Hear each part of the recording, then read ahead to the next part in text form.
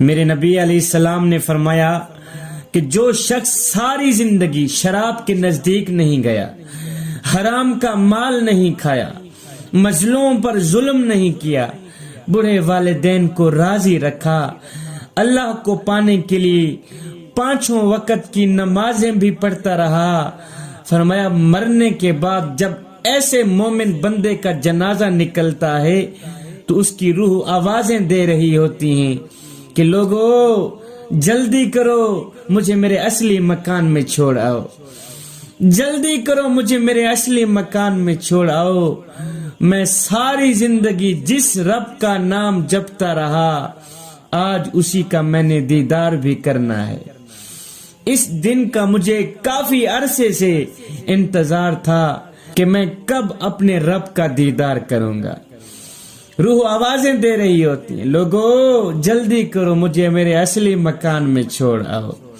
پھر میرے نبی علیہ السلام نے فرمایا جب زانی شخص کا جنازہ نکلتا ہے، شرابی کا، حرام کا مال کھانے والے کا، مظلوم پر ظلم کرنے والے کا، بیٹیوں کا حق مارنے والے کا، بوڑھے والدین کو ستانے والے کا، فرمایا جب ایسے بدبخت انسان کا جنازہ نکلتا ہے تو اس کی روح چیختی ہوئی، چلاتی ہوئی، روتی ہوئی کہتی ہے او لوگو مجھے کہاں لے کے جا رہے ہو، او ظالمو جس قبر میں مجھے سلانے جا رہے ہو وہ دیکھو وہاں تو آگ جل رہی ہے، او نادانو اپنے ہی ہاتھوں جلتی کوٹڑی میں مجھے پھینکنے جا رہے ہو۔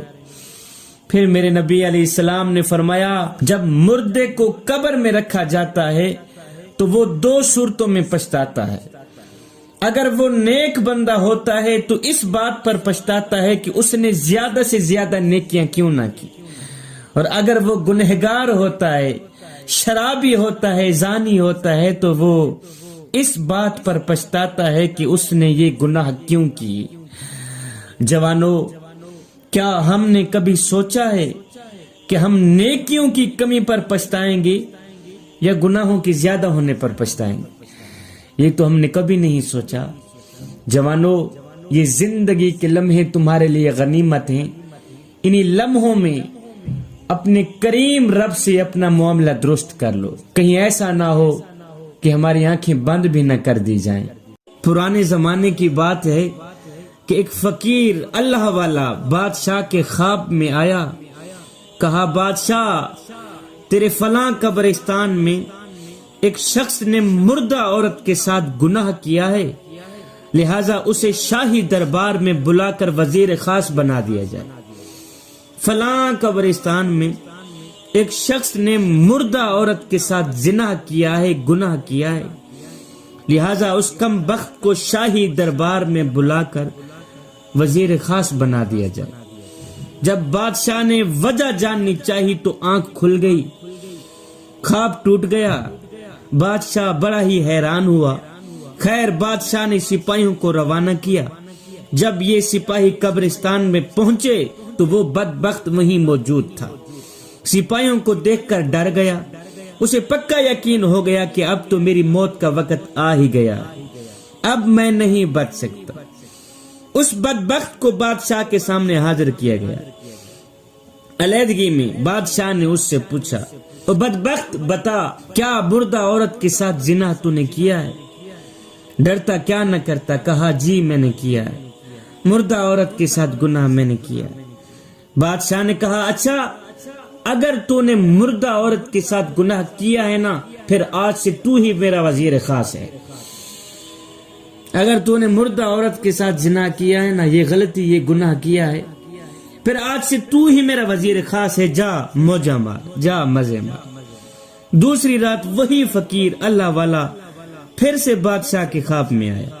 بادشاہ نے فوراً ہی وجہ پوچھی کہ حضرت آپ نے اس زانی کے ساتھ ایسا کیوں کیا، اتنا بڑا گنہگار آپ نے اسے میرا وزیر خاص بنا دیا۔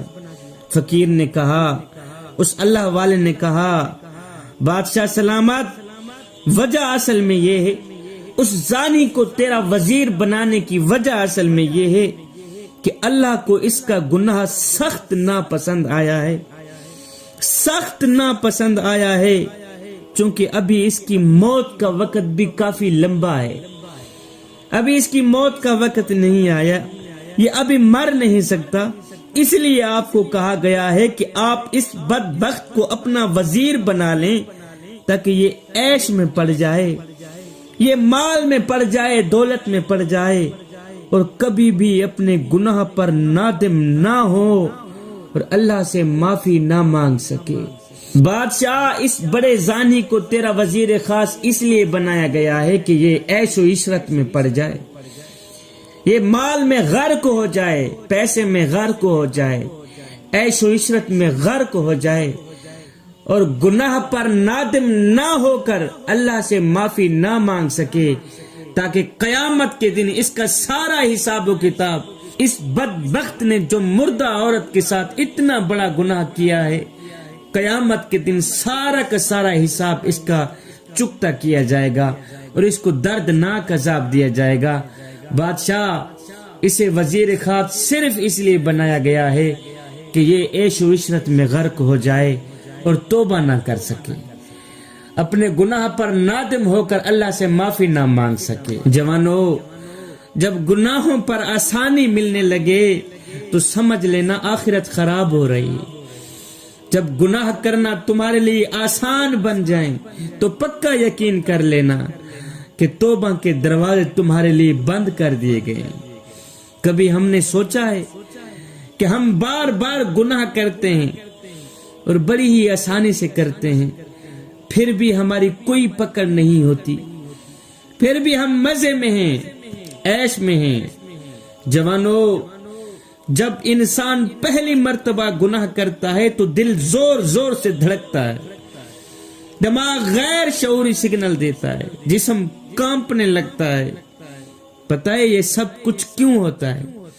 اس لیے کہ یہ وہ وقت ہوتا ہے کہ جب ایمان ہل رہا ہوتا ہے، ایمان ہل رہا ہوتا ہے اور ساتھ میں کہہ رہا ہوتا ہے، بدبخت دور ہٹ اس گناہ سے، بچ جا بچ جا، نہ کر گناہ ورنہ تباہ و برباد ہو جائے گا، بچ جا کی فریادیں دل لگا بھی رہا ہوتا ہے اور کام بھی رہا ہوتا ہے۔ یہ تو پہلی بار دل کانپتا ہے، مگر دوسری بار یہ شدت کم ہو جاتی ہے، پھر تیسری بار رہتی ہی نہیں، پھر جو مرضی آئے کرو۔ گناہ کرنے سے پتہ ہے کیا ہوتا ہے؟ یہی کچھ ہوتا ہے کہ اوپر والا تعلق ختم کر دیتا ہے۔ جس انسان سے اللہ تعالیٰ خود اپنا تعلق ختم کر دے، اس سے بڑا بدبخت دنیا میں اور کون ہے؟ صاحب، زمین میں گندم خود بخود نہیں اگاتی، اگانی پڑتی ہے، محنت کرنی پڑتی ہے، خیال رکھنا پڑتا ہے، حفاظت کرنی پڑتی ہے، تب جا کر پھل ملتا ہے۔ اور جہاں محنت نہ کی جائے، جہاں خیال نہ رکھا جائے، حفاظت نہ کی جائے، وہاں گھاس ہی اگتے ہیں، وہاں کانٹے دار پودے ہی اگتے ہیں جو پوری زمین کو لپیٹ میں لے کر اسے ناکارہ بنا دیتے ہیں۔ جوانوں، بالکل ایسا ہی ہے، نیکیوں کے لیے، گناہوں سے بچنے کے لیے محنت کرنی پڑتی ہے، دشواریوں سے گزرنا پڑتا ہے۔ اگر محنت نہیں کرو گے تو پھر گناہوں کا تصور دل میں خود بخود پڑے گا، اور یہ تصور جو ہے اوپر والے سے تعلق ختم کر دے گا۔